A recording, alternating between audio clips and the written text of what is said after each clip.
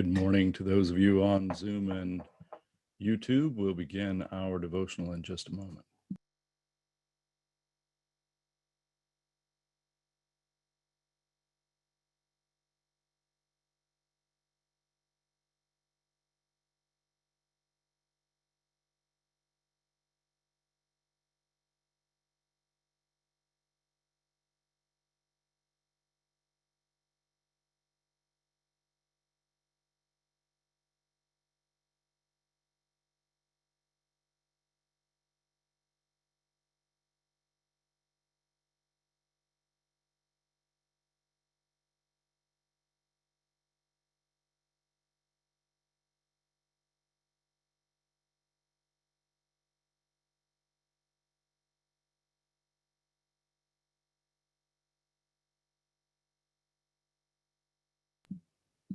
Good morning and welcome to our daily devotional from Pilgrim Congregational Church. I'm Patrick Horn and welcome you on this Thursday, May the 20th, 2021.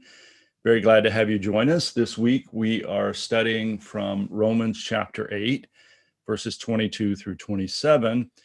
And I want us to focus this morning on verses 24 and 25.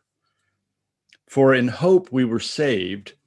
Now hope that is seen is not hope, for who hopes for what is seen? But if we hope for what we do not see, we wait for it with patience. Many of you have heard me, I think, tell the story of Ida B. Wells Barnett.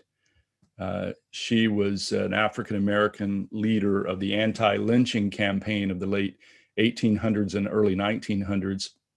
And she and several leaders of that campaign had successfully brought attention to a trial where 12 Black men had been wrongly held following riots in Little Rock, Arkansas. And they had been sentenced to electrocution. And she traveled to Arkansas to investigate their plight. And she was actually got in to see the men along with their wives. And of course, they were very excited to discover that it was Mrs. Barnett from Chicago. And she was able to get written testimonies of their treatment and spent a good portion of the afternoon listening to their singing and praying. Then she narrated what happened next. And I want to read this to you. Finally, I got up and walked close to the bars and said to them in a low tone, I have been listening to you for nearly 2 hours. You have talked and sung and prayed about dying and forgiving your enemies and of feeling sure that you're going to be received into the New Jerusalem because your God knows that you are innocent of the offense for which you expect to be electrocuted. But why don't you pray to live and ask to be free? The God you serve is the God of Paul and Silas, who opened their prison gates. And if you have all the faith you say you have, you ought to believe that he will open your prison doors too. If you do believe that, let all your songs and prayers hereafter be songs of faith and hope that God will set you free, that the judges who have to pass on your cases will be given the wisdom and courage to decide in your behalf. That is all I've got to say. Quit talking about dying. If you believe your God is all powerful, believe he is powerful enough to open these prison doors and say so. Dying is the last thing you ought to even think about, much less talk about. Pray to live and believe you're going to get out. Now, those are incredible words of hope, but it's important to remember who says these words. These words came from a woman who was intimately acquainted with death and defeat. She had been working on the anti-lynching campaign for decades. She had been surrounded by death and defeat. She knew what death and defeat were, and she was not denying the reality of death. She simply expressed a hope that cannot be seen and that does not die. Her hope was not dependent upon whether the prisoners were freed or not, but it did demand an expression of faith in God.